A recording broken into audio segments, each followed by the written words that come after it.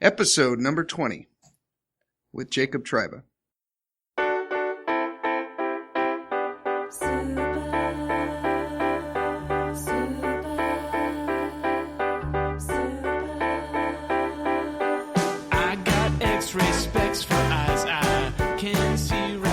Welcome to the Heads Up Poker Podcast. This is Steve Barton, and I'm here with Jacob Tryba. What's up, Jacob? How you doing? Pretty good. Just hanging out, studying, eating some pizza. What's cool. up with you? Cool. Good deal. Well, for you, the listener, it's going to be just Jacob and I on this podcast.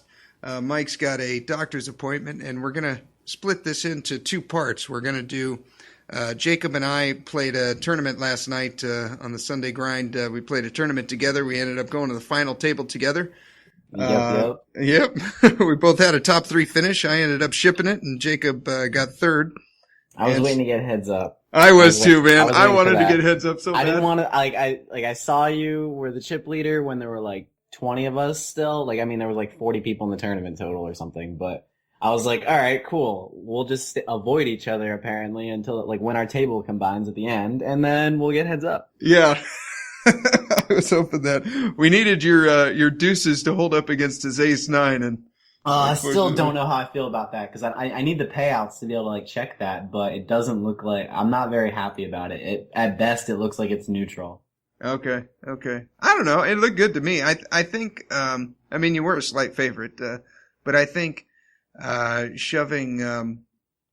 I think if anything, you want to shove with the twos instead of raise calling it off, because then you get him to dump off, random hands like King 9 suited and stuff like that he's just not going to call with. Well, he called with Ace 9 off, so I don't think King 9 suited is probably not far off as well.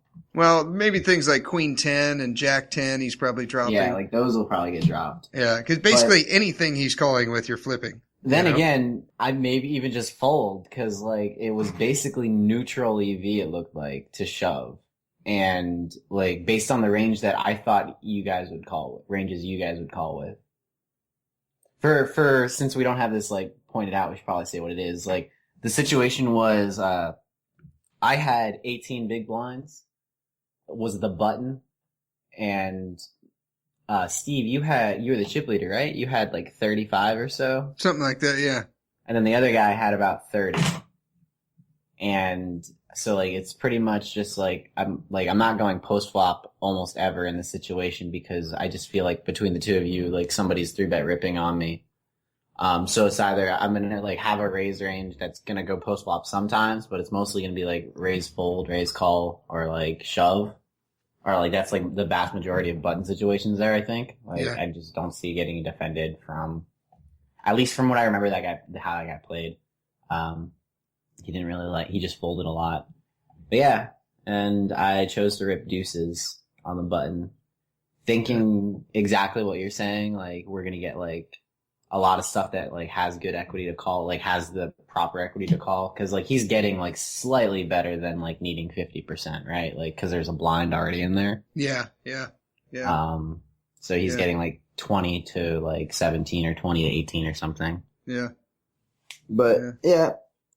I think he just flopped it too, so we didn't even get a sweat. That's the thing about coin flips that I don't like. I really there's something aesthetically pleasing about seeing all ins take place where there's a sweat involved. Even if it's not related to you, it's just yeah, one guy flops an open-ended straight draw with a backdoor flush, and the other guy has bottom pair, and you're oh, who's gonna get it? It might be that I think I just thinking on the fly, figuring out exactly how, or trying to guess their equity immediately, before the next card gets thrown out there by the computer. Yes. Yeah. Well, this should be an interesting podcast. I've been looking forward to doing this one. For you, the listener, we were out. There was Jacob, myself, and Mike. At some point, Mike and I were on the same table in a couple of tournaments, and I ended up shipping this one. And after that, Jacob and I just sweated Mike in his tournaments. He ended up going deep in another one. He ended up getting 5th. So that was a lot of fun to watch. That was cool sweating him. It was really neat. It was really neat. I think we helped him a lot. You know, there were some spots that he, you know, was like, oh, I should do this. And we're like, no, dude, no, just fold, let it go. He was just like he's falling asleep at the wheel, basically, is what it was. Like, it was like, he's like, I just like, fuck this guy. I want to do this. And we're like, no, calm down, man. Calm down. He's like, yeah, you're right. I'm just like, I'm not like disappointed because it's like, it was like a very low equity spot for for you and I. But had Mike won, he promised to change his avatar to a picture of Steve and I in tuxedos or something. Or we never really finished and focused in on a exact subject, but we are going to get to be his new avatar on Merge. Yeah. Replace the Amanda Bynes logo. He's got to at least put up the Heads Up Poker podcast logo. You know, that'd be some free advertising. Final table, you got to put that up. Yeah, exactly. If he wins, puts us up. Yeah. Other than that, you should probably do some self-promotion. Exactly. I can't use any avatars on winning, or I'd have it up there. Yeah, it'd be cool to have avatars there. It'd be a lot easier to remember people. Oh, it'd be a lot easier. Yeah. Well, should we get into some hands? Do you have your hand replayer pulled up? Yeah, I got it pulled up. Okay. I've got 4 hands marked here. I think all of them are with you and I. Okay, cool. Let's see. I don't know how we're going to find the same hand here. Tell me, I guess, what the hand is. Or tell me how many people are left. Tell me what the hand is. Because, I only have 107 hands in this tournament. So I could just scroll to the end and find... Oh, okay. Yeah, I got 289. But, 50 of those are from Heads Up. So, let's see. Okay, there's 1, 2, 3, 4, 5, 6. There's 7 players. And okay, so you're in the big blind. The blinds are 4 and 800. And I raised to 1777. Ooh, this is a good one. I remember this hand. You remember this one? Okay, good. Yeah, I know. Okay. So yeah, you've got 49 bigs. Yep. I've got 29 bigs, and we're at the final table. There's 11 big. There's actually 3 kind of short stacks. There's an 11 big blind, a 15 big, and a 13 big stack that all just folded. Yes. And we just made it to the money, right? This tournament paid 7. Yeah, that's right. Yeah, 7 was the payout. Yeah. Okay, cool. So yeah, I mean, just for what that's worth. Yeah, cool. So you want to get into what happens then, or how do you want to do this? All right. I raised to the blinds are 4 and 800.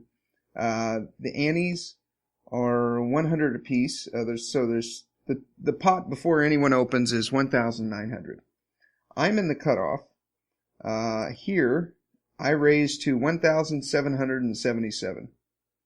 The button folds, the small blind folds, and Jacob, you call in the big blind. So what, when we go to the flop, there's 4,654 in the pot. What are you thinking right here as, well, I guess I'll just say what I had. Okay. I had, King 4 of diamonds in the cutoff. And what did you have in the big blind? I defended with ace 6 of spades. Ace 6 of spades. Yeah. Okay. And facing which is just a standard defend for me there. You're coming from the cutoff, you're a wide opener, you're opening, I only have 60 hands on you, which I think is weird because I'm pretty sure we've played more than that. And I remember thinking that while the tournament played, that my HUD didn't update for you. Okay. But. Well, I only have 55 on you, so maybe we haven't played. So maybe we haven't played. I thought we had. Maybe we used to play on my other. I've played on different screen names. That might be it. That could be it too. I know I've played with you on Bovada, but that's tournament indicator, and you don't. Yeah, I'm talking I think maybe just prior to me making this account and playing on ACR. I used to play on Black Chip, but yeah. Okay, so I just make the defend, getting I don't know, it's 3.5 to 1 or something. Yeah. 3.76 to 1. Yeah, good odds. Pretty good. Yeah. And the flop is 4 clubs, 8 of spades, 5 of clubs, and the pot is 46.54, and I have 21,712 behind, with ace 6 of spades. Yeah. I don't really think I'm gonna donk here too much. I think I could donk here. It's a plan I would something I'm toying with. If I donked with backdoors and overcards, I could donk and then double barrel, and it kind of puts you in a bind. Yeah. It's a multi-street thing, but like I don't really know specifically what I'm doing with it yet. Just yet, I'm still trying to figure that out. But I think doing anything but check folding is like just fine. Yeah, I think so too. I think definitely a good defend. I think you even could have three bet here. Yeah, I think I could have too. I'm still like game flow wise on this. I didn't really want to three bet you because I feel like you would flat me more in that spot. You're being in position. I can do more damage raising into the short stacks and like playing better than them at their stack size because they're not really three betting enough. Yeah. And I also like as long as I don't lose half a big blind, or as long as I like do less than or do better than losing a big blind here, like I don't think there's anything I'm like can do wrong. Like as long as I'm not losing more than 800 chips by calling you, then I'm fine. Okay. So yeah, but like a three bet would be cool here. I just didn't like I'd have a different range I think for that than this. Okay. Maybe offsuit hands, like offsuit ace. I'd value hands. I'd three bet call, pretty wide here. Cause I think you could be piling on me a lot or calling a lot. So I'd like three bet like more, like flop connecting hands. Mm-hmm. Like if I think you're going to call my three bets more often than you're not, instead of not four bet me necessarily, which like you could do either cause you have a big stack in position on me there. I might choose to do like 9-8 suited. Kings, stuff like that really. Like this stack depth, I can like flat a ton. Yeah. Oh, I don't know if we said it. You had 29 big blinds. I had 49. Did we say that? I don't remember. Yeah, I said. Oh, you did? Okay. That. Okay. Yeah, so you so I check. You check. I bet 2-1-1-1. What's your thoughts on like this hitting on like this board on my range? Like what's your thoughts for c betting? I thought you could have something, any suited connectors. I thought that this actually hit your range more than it did mine. And, just cause they're low there, I was hoping if you had something like Queen Jack, you were just going to go away. Although now that's probably not the case. Yeah, things like, yeah, maybe even like 9-10 you would fold. Yeah, now that I think about it, this definitely smacks your range more than it does mine. But yeah, I definitely agree there. Yeah, but then again, I did have 70, a pair. Like I get to call like a lot. Yeah, then again, on the other side of the coin, I did have bottom pair, and I figured I was probably ahead a lot more than I was behind just because I hit a pair. And that's probably true, but I think like there's like a lot. Even though you could be ahead, there's a ton of bluffs that I can have here.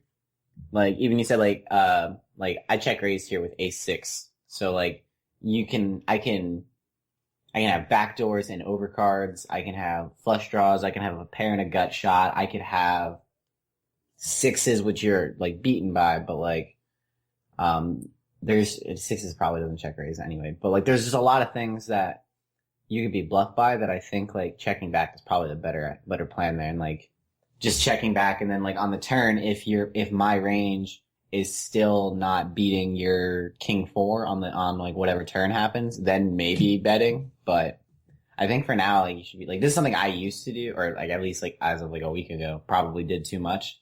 I'd see bet like anything middling and heads up pots like this.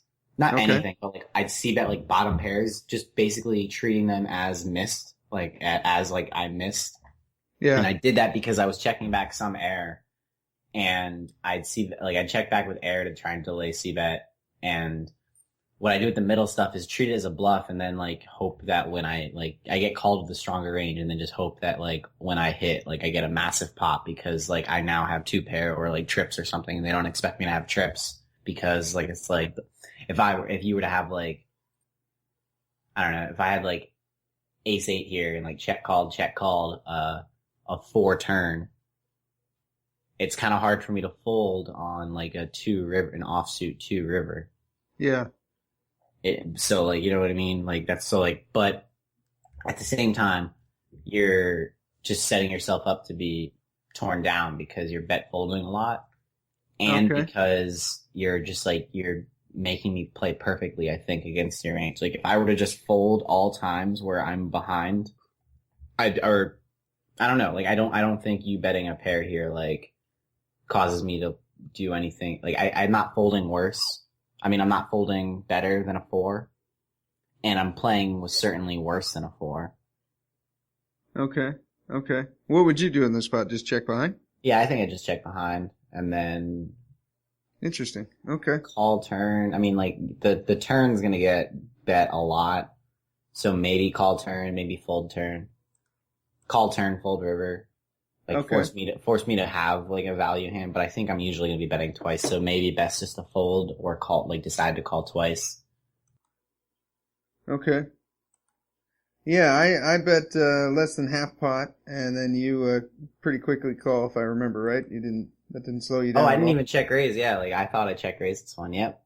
Nice. But And you yeah, you snapped bet, me off. 21-11 into 46-54. And I basically, my thoughts on your I think you're going to see bet this board like 70% of the time or something or more. Like, I didn't think you would see bet like a pair, like a bottom pair, but I Okay. did think you had enough air in your range that you would see bet this just try and end the hand. Yeah. Because you can. And this connects me enough that I'm able to continue, and like, I can continue. I think like I can check raise here. I think I can, lead the turn no matter what the turn is. Just like, a lot of stuff puts pressure on like your, like, you have high cards a lot of the time, which are value, like, almost, cause they have showdown value still. So like, when you see bet them, you just kind of like, when you see bet them and then I get the ability to lead with them, it kind of puts you in a bind, because it's like, why, like, what does like your ace jack high beat? Like, like, I check call here and then lead like a 9 turn, like with my 6, like, you end up having to fold your ace high, Yeah. Yeah. Okay. But I mean, maybe I'd see bet ace jack. I don't know. Like, depending on how the players are going. But yeah. Okay. So we check call, and then we got the turn. Yeah, so now we've got 88, almost 8,900 in the pot, and you lead out for basically half pot. You bet, no, a little less than half pot. You bet 3,999. So you bet 4,000 into an 8,800 pot when the 6 comes. So now the board is 4 clubs, 8 of spades, 5 of clubs, 6 of hearts. You have ace 6 of spades? I do, yeah. Ace 6 of spades, I got king 4 of diamonds. And you lead out for a little less than half the pot. Yeah, I think I made a mistake here. I think I should be leading on like every turn but a 7 or a 6, Well, that's what made me fold, was because I had already put that this smacked your range better than mine. And then when the 6 came, I thought a 6 or a 7 was the worst cards in the deck for me. And then I laid it down. I thought you were all over this flop, and I'm sitting here with bottom pair. 6. Like, I know I'm definitely, my plan here is like, I'm certainly turning this into a bluff, and I acknowledge that it is. I guess like I'm trying to get you to fold like 9s, 10s, or jacks. Okay. Like, would you fold any of those hands to like a lead here? Like, I feel like you're definitely c-betting that flop, so. 9s, 10s, or jacks. Yeah, I think I would. I would. See, like, that's like kind of what like my plan is here, but see, like, then we end up where you have a king 4 on this board and you're folding, and it's just me making a bet. Like, I'm getting the worst hand to fold, kind of. Yeah. But if you're folding jacks, 10s, 9s, like, I guess I'm fine with, like, I'm happy with this, like, lead. Yeah, I think I am folding that there. I feel like having 9s, 10s, or jacks here is kind of similar to having, flopping bottom 2 pair and then having the turn and river run out like, 4 hearts on the board or something. So you're sitting there with bottom 2 pair, and then the guy bets on the river, and you're like, you just have a bluff catcher. Yeah. Yeah, exactly. You're like, I'm done, and, yeah, that was pretty much the worst cards in the deck for me right there. I think I might have called if something like a jack or a queen came. Okay. Definitely would have called if a king came. Yeah, you'd have to fair then. But if an ace came, I would probably fold. If a queen, jack, or 10 or 9 comes and you call 1, are you calling the river? Now, see, if a 9 comes, I think I'm folding because all you need is a 7. No, That's not on right. the turn. No, on the turn. That's interesting. Would I fold to a 9? See, that still hits your range quite a bit. 10 comes. I think I'm calling a 10, a jack, or a queen. And probably not a 10. Folding an ace, just because you defended. And definitely calling a king. Yeah, but see, there's really no good cards for me other than I think a jack or a queen, because like a 3 or a 2, you could be defending with, ace 3, ace 2. So either one of those could give you a straight. Yeah, see, like, this is just a really bad board flop for your range overall. Yeah, I think I would have been better off just checking behind on the flop. Mm-hmm. Yeah. I think so, yeah. All right. Interesting hand. I lead, you fold. Boom. Take it down. Okay, let's see. The next one I've got, it's pretty uneventful. You raise from the button and I fold. What I thought was interesting about it though was your sizing. You're going, we're down to 5-handed. You're on the button with 27,000. You've got 28 bigs. I'm in the big blind with 52 big blinds. And this is 500 to 1,000? 500 to 1,000, yeah. And I have 27,977? Yep. Okay. Cool. You started. Okay, yeah. You raise on the button to 2505. So you raise 2.5x. The small blind folds. I'm in the big blind. I've got 5-7 off. And I thought about peeling here just because I was so deep, but then another part of me was like, you have 7 high. It's not even suited. You got position on me for the rest of the hand.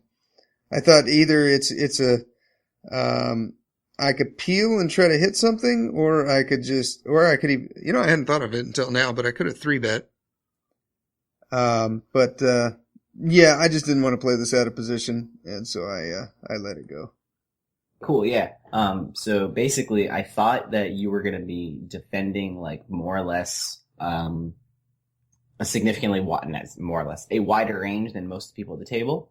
So what I thought was going to happen was you'd say call pre-flop a lot, like more than what everybody else is doing, and then check fold.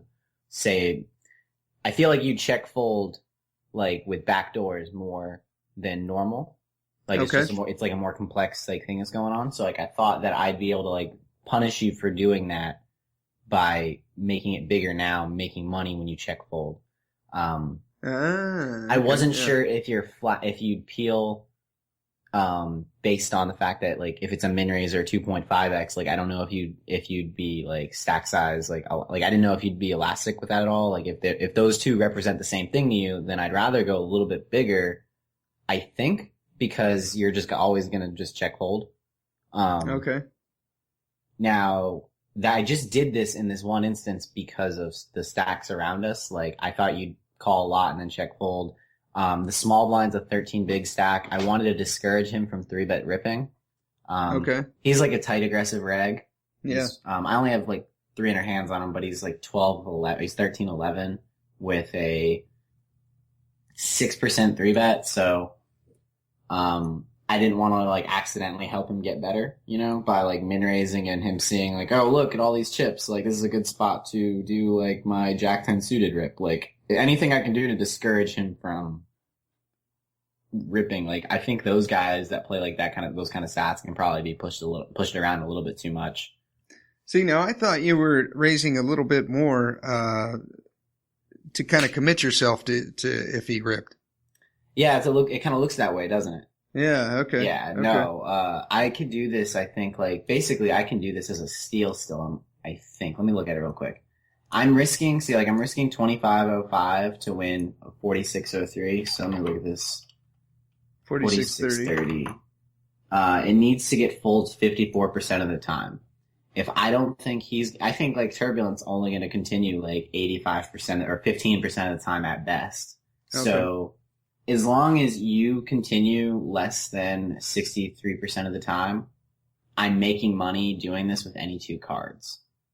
Because Wait, so could you say that again? As long as I what? as long as you fold more than, I think 38% of the time, I'm making money here. Wow. If he's like the other dude's folding 80% of the time, so you multiply 80% times how often you're folding, and that's how often folds get through. If that number is bigger than the number, like the amount of money you're putting in, like the cost to win that bet, then you're making money on it. So I say I think you're gonna fold probably like 65% of the time. So like that's like probably my guess in game. So I'd multiply 0.8 times 0.65 and it comes out to 0.52. So as long as like that means I'm seeing like I'm guessing that I'm gonna have total folds of 52% of the time. So my bet is actually gonna not make money with any two cards there because I need you to fold 54%.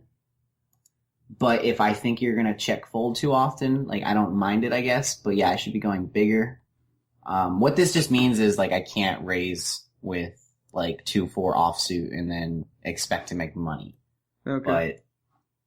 But so like basically my plan here is like I do that math, see how often it still needs to work. This is actually pretty close. It needs to go through 54% of the time, and it's going through about, my guess was 52, and it could be better than that. Like, Okay.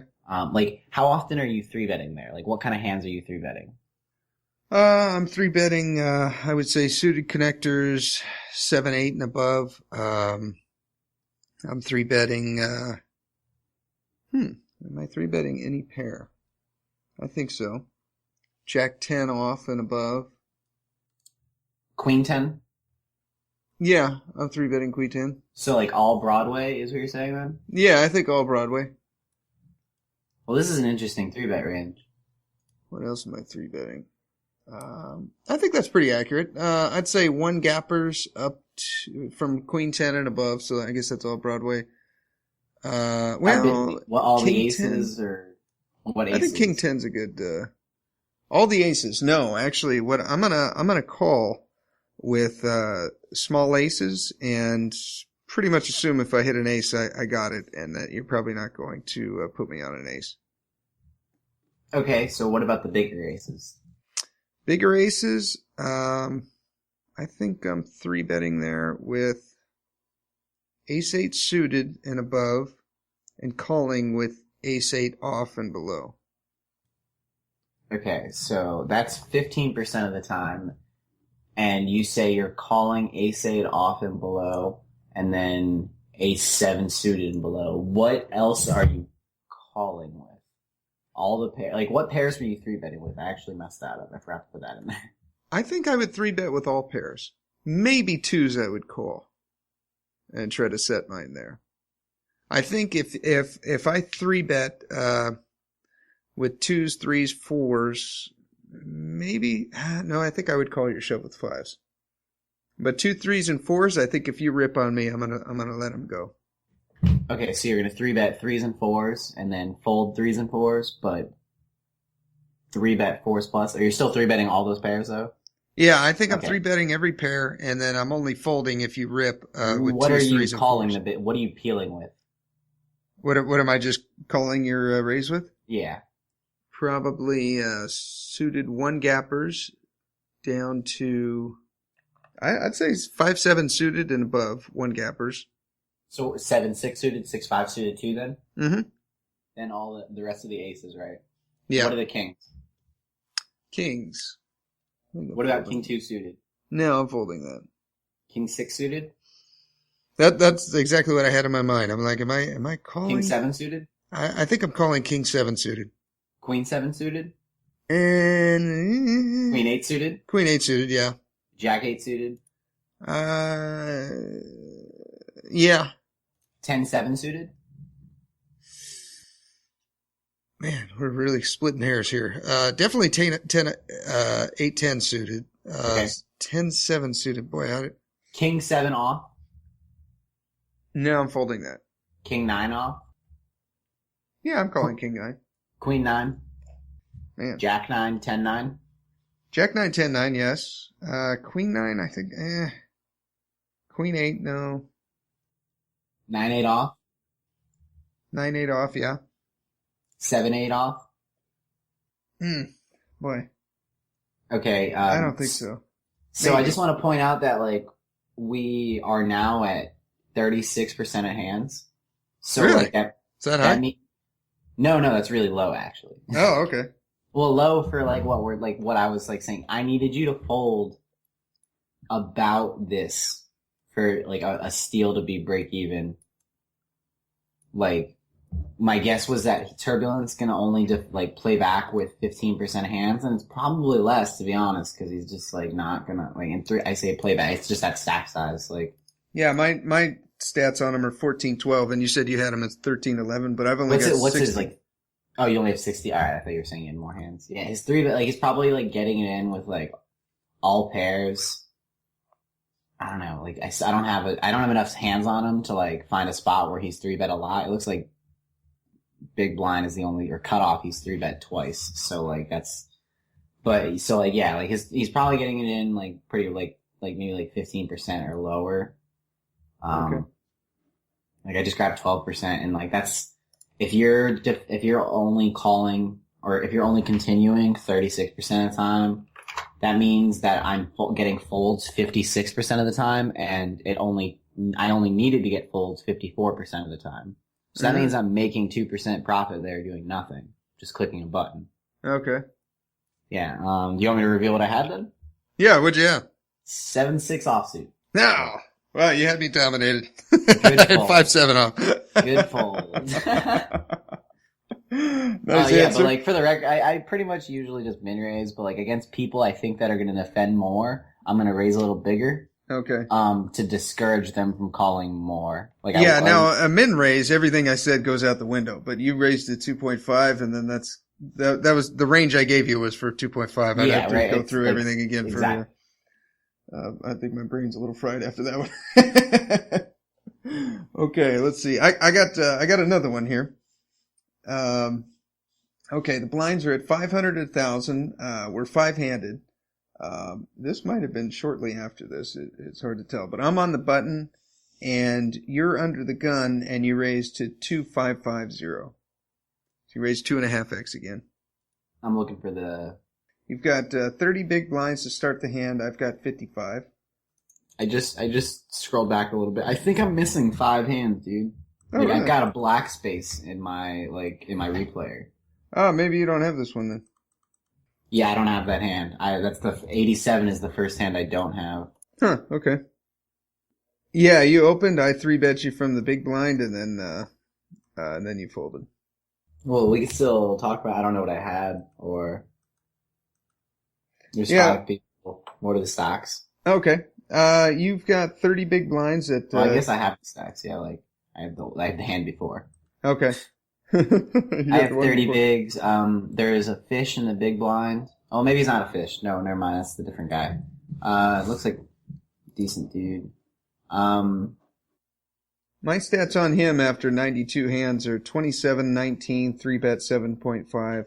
Okay, so he's like decent, but that's kind of fishy still. It's like calling a little too much. Yeah.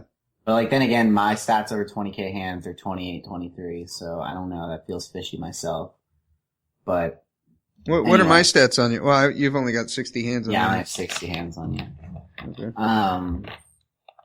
But yeah, like I mean, I can open pretty wide there. Like, if I haven't got like I've been getting respect at the table. Like Sonorki's like or Sonoroki hasn't been playing back at me. So if I open and like you fold because you're kind of like if I don't think you're gonna play back at me, then like I have a really good shot at just winning the hand like outright without anything.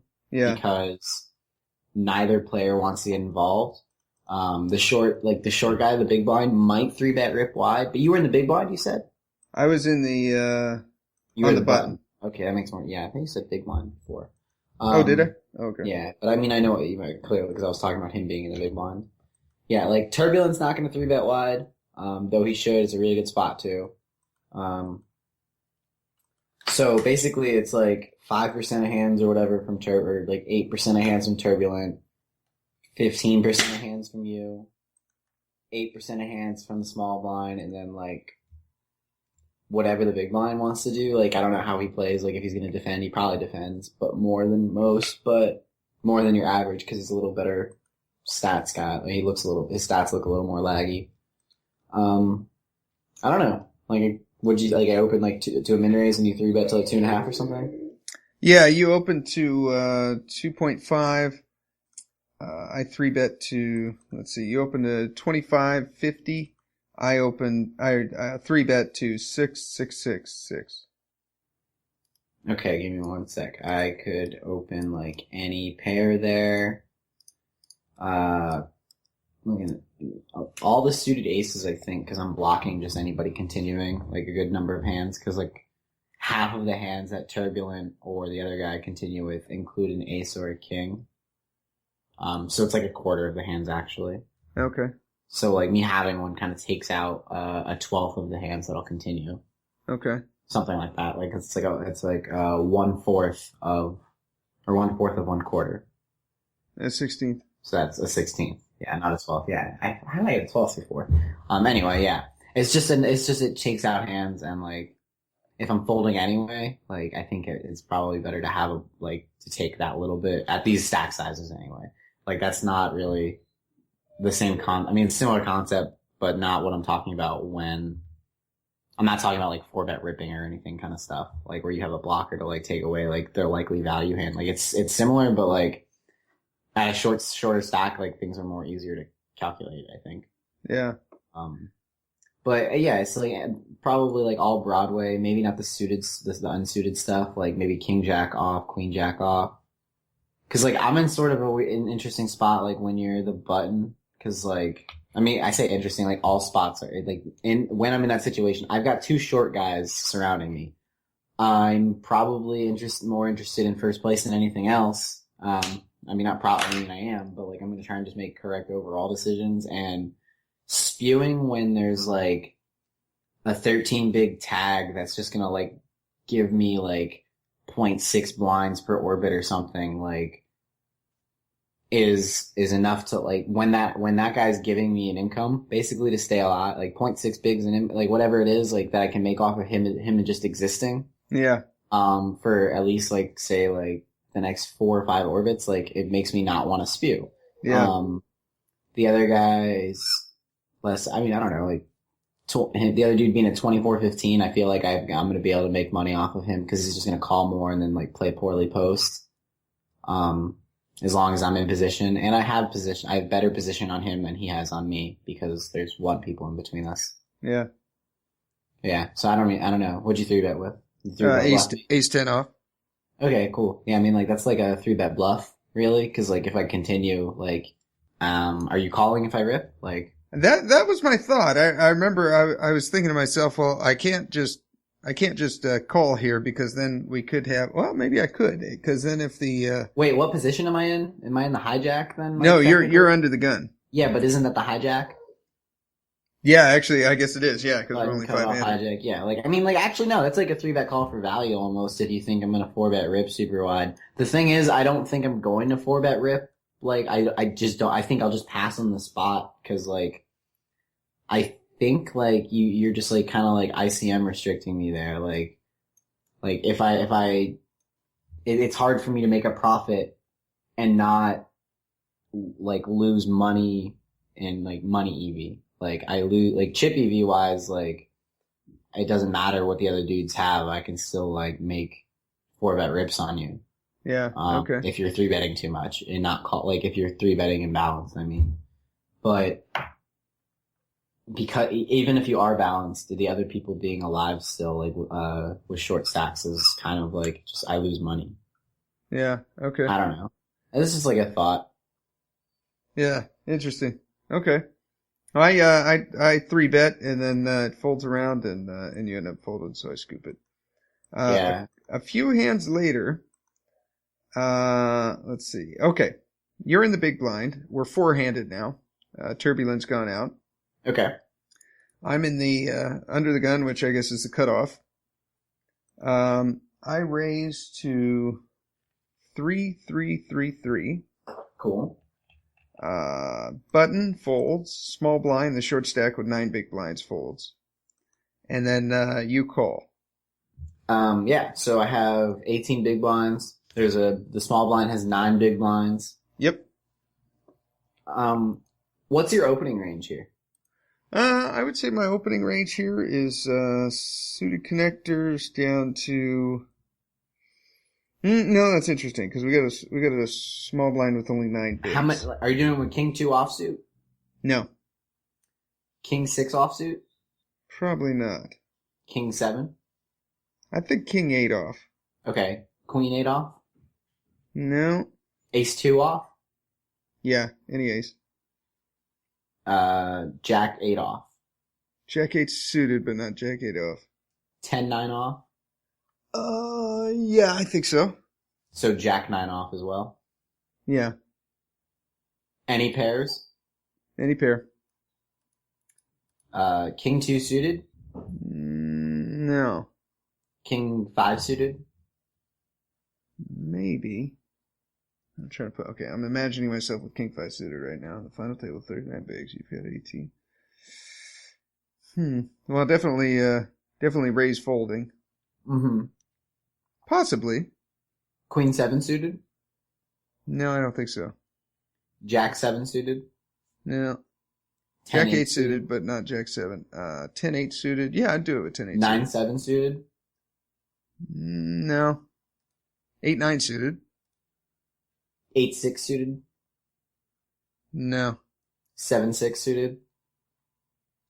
That's an interesting one. 7-6 suited. Definitely raise folding. I don't know. The thing that's getting me is the small blind's got 9 big blinds. Yeah. You got to think of like how often he's going with it. Yeah. I don't think so. Maybe. 7-6 suited? Yeah. I'd probably do that. Okay. Well, I mean, we just grabbed 36% of hands. If I shove, what do you call with? 5s plus. Well, let's see. You got 18 bigs. Okay. I'm going to call there with, 5s plus. I'm going to call with an ace down to, I'd probably call ace 10 plus ace 9. Yeah, it's right there. Possibly, I think I'd call with ace 9. I'd call with king queen. Okay, king jack. King jack. That's king 10. No, probably not king 10. So, jack 10. No. Queen 10 no, right? Queen jack no. No. Queen jack suited. No, I don't think so. I guess I'm tighter than I thought I would be. Okay, then king 10 suited. No. King jack suited, I guess, because you said king jack off. Yeah, king jack off, king jack suited. How many suited aces? You know, now this could be a leak in my game, but I think I would only call with ace 9 plus, suited or non-suited. Anything below, I think. Oh, would I call with ace 8 suited? I might there. I think that's as high as I would go as ace 8 suited. Okay, so that's you folding. You're folding 55% of the time, which is like exploitable, and that like I could shove any 2 there, and it's probably profitable. Really? Yeah, I'm gonna look at it real quick. Wow. Like, once it gets to me anyway, like, I'm almost positive. Like, given that everybody's folded, I'm pretty sure. Wow. Okay. I'm playing way too tight then to reshoves, huh? That and you're just opening too wide there, I think. Okay. Like, you have to call all the aces, I think, if you raise call. Really? Okay. It might just be better not to raise them. Well, I can't limp, right? Versus, I mean, limping is better than, I think, just raise folding. Because you're losing money. It's different. But here, say if like, where's this blind level? Oh, the blinds are 750, 1500. Yeah, I'm looking for it in the program. Oh. Take that out. And this is not including like ICM. This is just like if there's like 4 people somehow at a table later in a tournament. Okay. I'm gonna put the range that you said that you open with. Okay. Yeah, this played out later a little bit interesting because we end up checking, and then finally I take a stab on the river, and you just give up. Yeah, I didn't have it. I just had jack high, and I maybe like let me look at the hand in a second. I'll like I probably should have done something, but I'm making money just by trying to hit as well. Like just hit a pair. Okay. Especially since you're willing to check behind. Like that's what I told myself when we got to the river. I was like, if you're willing to check it all the way down when you miss, that means that like I'm gonna realize my hand's equity, my range's equity a lot more often than I should. So like I'm more comfortable calling and then just not bluffing in this one spot, like just to like make sure that like you were doing that kind of thing. Okay. Like maybe like I should just assume that you're going to and then try and stab at it myself, but I don't know. I felt like you were giving me like I thought like I was just going to be able to take it any other time that happened. And I wasn't exactly sure where you like what you would check back with because hadn't done it before. Yeah. 36% of the time you open, you only call this range. Okay. And calculate. Yeah, big blind can shove any two. Wow. Hero can shove from the big blind with 2-3 offsuit and see a profit of 2 antes. Okay. If we make the minimum hand you would need to generate 1 big blind in this spot. With generating a big blind is huge, by the way. But if I shoved 5-4 suited here, I would make a big blind by doing it. And if I fold, I have 25-302. If I shove, I leave with 26-802. Wow. Okay. So I'm either opening too wide or I'm Well, I wouldn't say that right off the bat. It's one, you gotta think about who's exploiting you. Like that's just a spot that somebody can make money off of, right? You know? Yeah. But you're doing it to make money off of people in other ways. So is anybody shoving on you in the spot that I just pointed out, like 80% of the time? Have you noticed anybody ripping the big blind on you, like every single opportunity at this stack size? If so, they're probably exploiting it. But there aren't like a lot of people that are doing it at these. Okay. So you just like get good ranges. Like that's what I'm trying to do. Just figure it out. Yeah. Okay. Look at how wide people are opening. Look for spots like this where I can just be like, all right, cool, fuck you. Here's 5-4 offsuit. Boom. Yeah. Give me a 2/3 of a big blind profit. You know? Okay. Yeah. Okay. Cool. So yeah. Interesting. So I defend getting 3.3 to 1. You check the flop is 5 of clubs, 3 of diamonds, 2 of clubs. Mm-hmm. And this hits my range more than it hits yours still, just because. Oh, well, maybe that's not that's true, sort of like, but we both like have really wide ranges here. And we do. Now that you know my opening range, maybe it doesn't. like here, like I'm even gonna like this, like your range here hits this board. Like, you have no made hand, which I think doesn't include flush draws. Like, no, maybe it does. Like, 50% of the time. Okay. And me, like, I have, like, a slightly, like, smaller range because, or, I don't know, like, I have fewer high cards in my range and more low stuff, more suited low stuff. I have no made hand on this board 62% of the time. And I just kind of, like, clicked a bunch of hands. But like, and I took out like some of the top hands, which is weird. I don't know how you would have more. I think it's because you just end up having more suited hands, so you have more abilities to have a flush draw. So I don't know, but I think this, like, we're both right to say, like, overall this board doesn't really hit either of us. Yeah. Okay. Okay. Yeah, it's 5 of clubs, 3 of diamonds, 2 of clubs. You check. I choose to check behind. Why'd you choose to check behind? Like, what are your thoughts on doing that? Because, like, I think this is an easy c-bet board. You think so? Yeah, like, it just doesn't hit either of us. Like, if you put money in it, I have to fold a lot. I would, let's see, I'm trying to think in game. I think I was afraid that you were going to, I think you were probably afraid because of last time. Like, last time I check called and, like, led. And it was a similar board. Like, it was a flush draw and a straight. Yeah. Yeah. Yeah, it was pretty similar, yeah. But this, like, I don't know. Like, I think when you have air, you have to bet.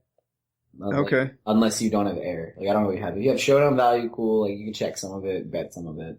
Okay. Yeah, then the turn was the 9 of hearts. So the board now is 5 of clubs, 3 diamonds, 2 of clubs, 9 of hearts. When I see you check back, I think you have some sort of showdown value or like a weak ace high or king high relative to the board, you know? Like ace 7, king 8, king 7, I don't know. Like, and you're just kind of, or king 10, I don't know. Like something in there, like high cards. Okay, yeah. When you checked the turn, I thought at this point I might have the best hand. Yeah. And at that point I thought, okay, maybe I could just get to the river. Well, if you think you have the best hand and like with air, like I think maybe you should just stab it there. Okay. Just bet like a third pot or something? I think I missed 2 bluffing spots. Like I could have bet the turn. Because if I think you just have air, if I just bet like 4,800, like I think you're just going to snap fold. Yeah. On the turn, I think I could bet. If the river wasn't an ace, I think I was going to bet. I was just going to stab if the river was like, maybe not a king or an ace. Like anything but a king or an ace, I'd bet. Okay. Yeah, the river comes down the ace of spades, so the flush misses, and with that final board, when you check the river, I thought, okay, I can get out your queen high, I can get out your, which I'm beating most queen highs, but if for whatever reason you had queen jack, any king, I think you're folding, and I thought you might even fold like a pair of twos. If for whatever reason you check that down, I thought you might fold that. So I bet like I'd fold a pair. I'd fold a 3 or 2, I think. Yeah. Okay. The pot is 8,000, and I bet 3-3-3-3. Trying to make it look value-y, like I had a weak ace and I finally hit, and now I know I'm good, and I just want you to call. And so I bet that, and then you snap folded. Yeah, I mean, I didn't snap. I remember considering. Were you really? I was like, I could shove, right? And I was like, nah. Well, I couldn't have called a shove with queen high. That It would have been sick. Yeah, what did you end up having? Jack high. Jack 7 off. Jack 7 off. Wow, you defended with Jack that. of spades, 7 diamonds. So like. Oh, you're defending wine. Okay. Yeah. I would have folded that. Right on. Well, that's the last one I got. Okay. If you got any from the tournament. Yeah, give me 1 sec. I have I looked at an ICMizer earlier. I just gotta pull it up. There it is. Okay. So blinds are 300, 600 with a 60 ante, and I think there are 14 people left. Okay. We're not at the same table on this one. No. There are 6 people at my table. Okay. At my table, I have Attack Dog, Crazy Louie, Pit Palick, and then the 2 people at the final table were Turbulent and then Bill Rainey. It's B Rainey. It folds to me on the button. I have 23,000. I'm the table chip leader. My table's composition are under the gun is 13 bigs, 20 bigs, 14 bigs. I have 38, then 13 bigs and 9 bigs. Okay, so 13 bigs is the small blind? Yeah. Okay. And I think the effective sack at this point. And the big blind has 9 bigs? Yes. Okay. I think the average stack here is like 15K. Okay. And all the chips are at your table. Okay. It kind of like, some of these dudes are playing a lot tighter than normal, I think, because the other table, like, they're short, so they're trying to move. I mean, it's just, when there's more short, like, things are different when, if a short stack was randomly placed, if you had an infinite, like, representation of, like, all the varying formats, the 14 of us could be at separate tables. Yeah. This is going to be different than that. When all the short stacks are at my table, they're going to play a lot differently than if they were scattered through like your table and my table, you know? Cause they're like, when they're all short, they feel like they could make it to the final table more often, I think, than if they were surrounded by a lot of big stacks. So they might play tighter than when they were surrounded by big stacks. Okay. Yeah, that makes sense. Like I have 3 dudes under 15 bigs at my table, and the average stack in this tournament is 25. Yeah, okay. You got a lot of your table that are in the 30s and 50s. Yeah, okay.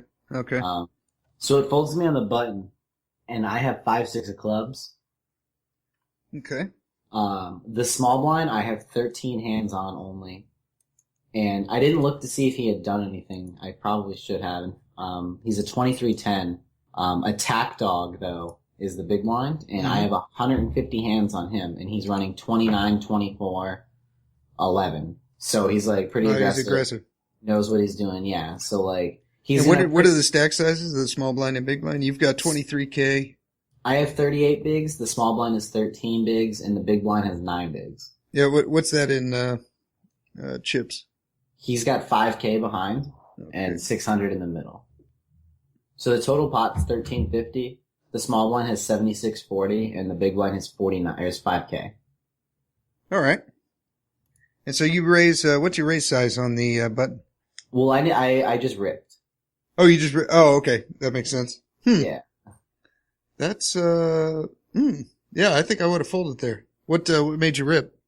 I thought that I'd get enough folds that it was going to be profitable, and when called, I'd probably have like 30% to 35% equity against their range.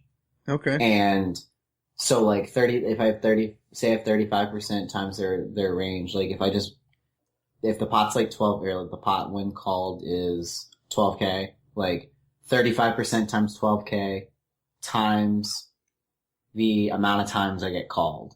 Well, how often am I going to get called? If I think they're gonna, like, everybody's gonna fold, like, a total of, like, 70%, like, it's probably profitable, like, to jam, because 70% of the time I'm gonna get folds, and the pot is, I have 24,270, as opposed to... So if you're doing that with 6 high, like, at what hands are you not ripping with there? I don't think I'd do it with 6-5 offsuit, or, like, 8-7 offsuit. Jack 8 off. I think there's a lot of hands I do fold here that, like, I shouldn't fold. But, like, now I'm more calculate. I used to do a lot of calculations here by hand where I'd just guess, like, how often they'd call, how often they'd fold. I'd look at Poker Stove, like, years ago. Yeah. And then just write down, like, multiply it out. Because it's just a couple different probabilities. And when there's only 3 people involved, you only have to do, like, if you're the button, like, if you're just going to shove or fold, like, you shove, say, how often is the small blind going to call? And then if he calls, how often is the big blind going to call behind him?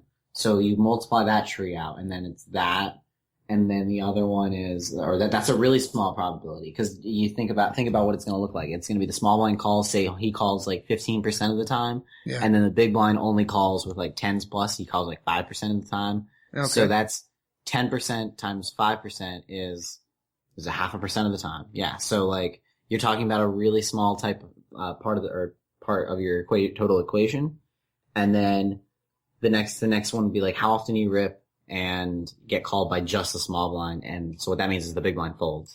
And then the next one would be how often you rip, the small blind folds, and the big blind calls. And then the next one would be how often you rip, the small blind folds, and the big blind folds. And all of that is like with their respective probabilities and equities like attached to them combined is the total expected value when you're finished.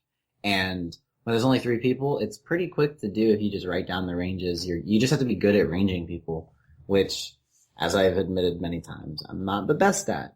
So when I see somebody just like running like those kind of stats in the big blind, I think he's going to call really, really wide, but he's going to also like I'm still going to be making money overall because there's just so like his stack relative to the blinds or relative to the pot is just so small that like the times he folds makes up for it.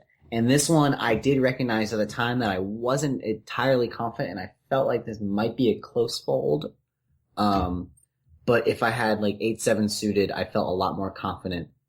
And I'm actually like the ranges I gave, like I figured out, with this program, it makes it look like I can shove down to like 5-3 suited and it's break even. Wow. Like I could shove 7-6 offsuit and it's break even. Like, you're like, Queen 2 suited is 0.01% better than like folding. But that it's like it's like ICM, it's like equity. Or like, yeah, it's like, it's percent change in like your ICM, like expected value, which is like a static number, which doesn't really mean much when there's this many people, but it's still something like if the number you go to is bigger than the number you started at, it's profitable. Like, it's just that, like, what do those two numbers actually mean, is questionable. At least, like, my visualization of the math is kind of shaky at best, but I think it's probably still better than a lot of people's. Wow. Okay. Now let me ask you this: what are you doing there with Ace King? Raise calling. Okay. No, you know what? I probably just rip I just rip. If Crazy Louie, no, I think I just rip. I rip whole range. Cause like the big blind has only 9 bigs, and I think he's gonna call me correctly. There's nothing I can do to make more money off of him, I think. If this was like a very, very high stakes tournament, I might be able to think of a reason to just raise if I think somehow I can make money post flop. Okay. Like, in that, like, maybe he'll call with like 8-7 suited instead of rip, or like if he'll call with King 2 suited instead of rip and then like stop. I don't know. Like, I can't think of a reason. No, like, honestly, like, I just want to rip here. You're just ripping aces and kings. Maybe if Crazy Louie is like super, if the big blind is super tight, like very, very, very tight, and the small blind is just loose passive or whatever, like, I'd raise, cause like I can raise fold. But, Okay. like, if the big blind is the good player, like, I'm just gonna rip. Okay. Because like they're gonna play the big blind correctly. But if it's a bad player, like if it's a recreational or fish or whatever, if they're really tight and they're the big blind, they're gonna fold too much. So most of the situations where you make money, like, are gonna be like, how does the small blind play?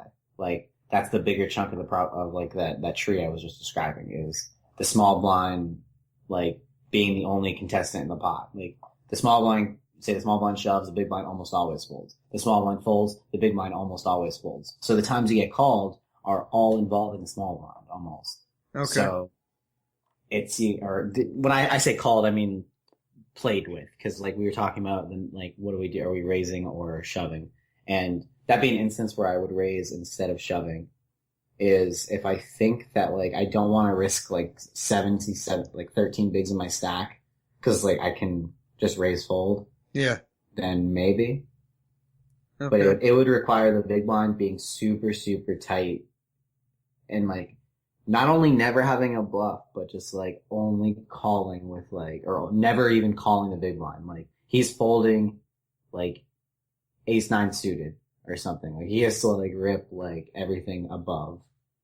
Okay. Which, like, you see for sure. You see like those kind of players. Like, they'll fold like ace-jack off, like, in that position. Yeah. And what happened? Did they call or did they fold or? The small blind folded, and the big blind called with ace-6 of hearts. So I'm dominated. Yeah.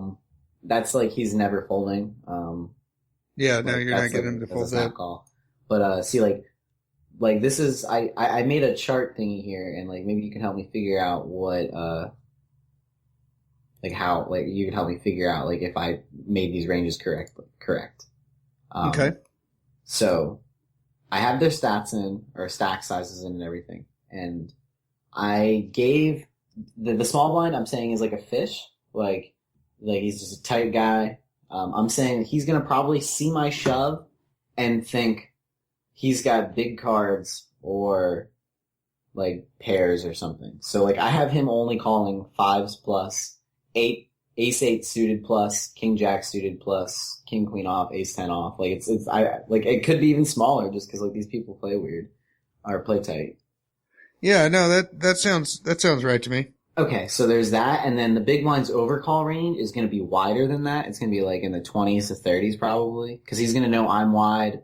The small blind, even being tight, like, he could be flipping with a lot of time and there's dead money. So I have him just calling with like 30% of hands, just like I overcall. I was going to say 30, yeah. And then I have it, so like that's when the small blind calls, or pushes, I mean.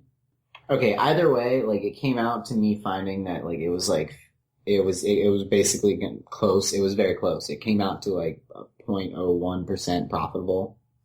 Okay. Which is like, I don't know, like shoving aces is only 0.8% profitable, you know? So like 0.01 is like with nothing, with no hand at all is like, it's pretty, I mean, I guess it's really small, but it seems like kind of cool. I mean, it's like, it's any profit at all is shown there. The shorter the stacks, or I mean, I guess like if the big blind had a bigger stack, like if he had like 12 bigs, he's folding more, so, cause like he's getting a worse price to call all in. The big blind, you mean?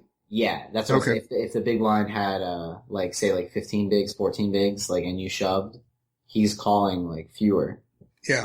Fewer of those hands. So like his overcall range would be smaller, his call range would be shorter, and then your therefore fold equity is higher, and the just money you make in the shove is like overall is going to be higher. The expected value is higher, and folding you have 22,920, and shoving you'd get like say like 2330.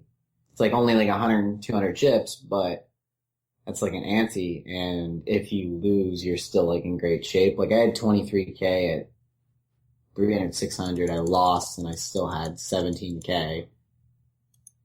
And like the table still, like I still have everybody at my table still is under 20 big blinds. Yeah. Okay. Well, did you end up winning in the hand, or did? No, he held. Okay. Yeah. What are some other ones you got? I'm looking through them now. I like opened every like hand. Like I lose that hand on the button, and then the next hand I have ace king in the cutoff, and I min raised. I think I should have just shoved because the big blind's actually decent too, but I didn't think he was at the time. I think he's 18-14 over 635. So if I shove, he's only got 11 big blinds. He's gonna call more than he's gonna play versus a min raise. And there's a tack dog in the small blind now, who has 19 bigs. So, and I'm min raised with ace king. I should have just shoved. I'm glad I saw this. This is a mistake. I should just be ripping. I know why I raised though. I raised because I'm always raising. So like, I'm raising with everything, but I should just be ripping here because I ripped the hand before. They fold. Now it folds to me. I open ace-7 in the hijack for a min raise. Okay. The cutoff is a small blind, or is 11 bigs. The button is 19 bigs. The small blind's 12 bigs. Big blind's 20 bigs. And the big blind this is the most important thing. The big blind is a 13-11. So he's like never going to defend. He's never going to throw. Like he's got like his static like 11% overall defend range. Yeah. Like he's how many hands you got on him? 273. Like, oh, okay, that's a good sample. Yeah, like it's not a ton, but like it's just like it's if I don't pick on him exceedingly, like I doubt he's going to change from his strategy very much. Yeah. So everybody folds. Now the next hand, B Rainy is the big blind, and Turbulence the small blind. Anyway, like there's just the big blind, the small blind and big blind are both like just tight aggressive players, like 13-10, 13-11. Big blind I only have 70 hands on, but it's the same, like they're pretty much going to play similarly in this situation. The button is an 18-14, has 11 bigs. The cutoff is the dude from before, is 19 bigs. The other guy has 12 bigs. And there's 6 of us at this table, so I imagine there's between 11 and 14 people, or 11 and 14 people, Okay. Left in the tournament. And it pays 7, so like everybody's like kind of nitty. Like the nits are knitting up more. Yeah. I noticed the same thing in my table. And what were you in? You were in the hijack? I'm under the gun, which is button cutoff hijack. It's middle position, I guess. There's 6 of us, so it's under the gun. I have ace 5 off, and I raised to 14-25. And what are the blinds? 3 and 6? 3-6. The hand before I raised to 14-25. When I had ace king, I raised to 14-33. Like the hand before I shoved ace king, I made it 14-33. Then I made it 14-25, and I stuck with 14-25. Okay. And then I'm in the big blind, and it folds. And you've won all these just picking up the blinds? Yeah, I just picking up the blinds. So like, I'll go back to what I had. Like when I shoved the button with 6-5 suited, I had 23,000 chips, and I lost and fell to 17,400. Okay. And then I'm in the big blind, and I now have, after paying the big blind, I have 20,500. Okay. So like I've made like 5 bigs doing nothing almost. Just raising. Yeah, and they're just dudes just being nitty. So like I get to make like pretty decent hero folds in the big blind. What's going on with our phone call right now, Steve? Yeah, I just saw it. Mike just got home. Oh, word. Hello, boys. What's up, Mikey? Oh, not too much. Is Jacob still with us, or have you bored him to death and he's No, I'm still alive. Oh, Damn okay. near. Damn near. I'm life support. I thought maybe he was hiding in his closet, just hoping you'd hang up the phone. Ooh, That's shit. probably accurate. Hey, guys, I'm really sorry. Just give me 1 second. I got hit with a change from the team Reason. Okay. Oh, okay. Yeah, they might. It looks like they want to change. Like I just saw. I'm so sorry, guys. I might have to review like now. Oh, okay. Oh Okay. shit! I do have to review now. Oh my god! Like I'm so sorry. Like they just like it was supposed to be 10 o'clock or it was supposed to be in 2 hours from now, but now it's. He sent a message an hour ago saying, "Hey, like we're doing this an hour from now." I just want to say one thing quickly. Yeah, let's hear it.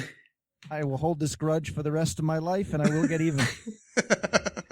Congrats on your final table, boss. Okay. Have a good one, man. You too. Take care. So, Stevie, what do we learn here? With you guys got some good hand analysis there? Or?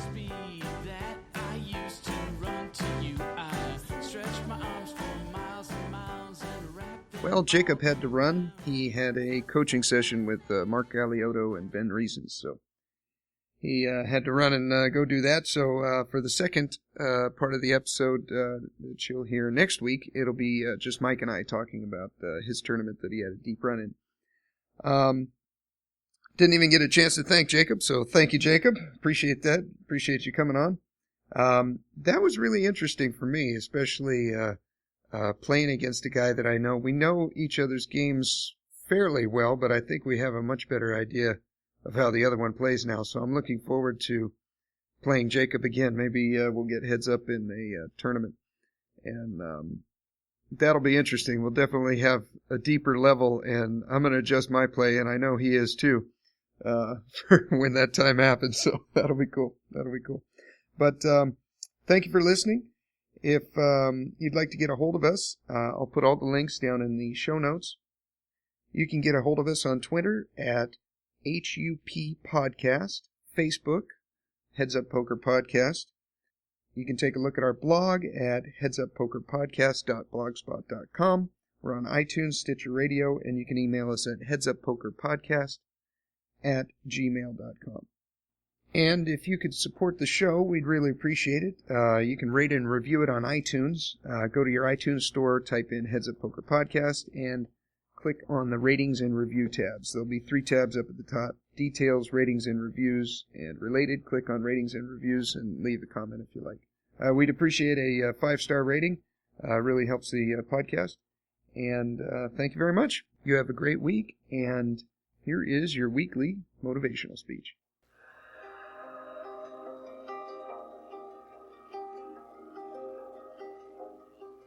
Before April 1954, the common belief, the universal belief, because it had been tried again and again and again, and people had failed, the belief was that man was not physically capable of breaking the 4-minute barrier, that he could not run a mile in less than 4 minutes.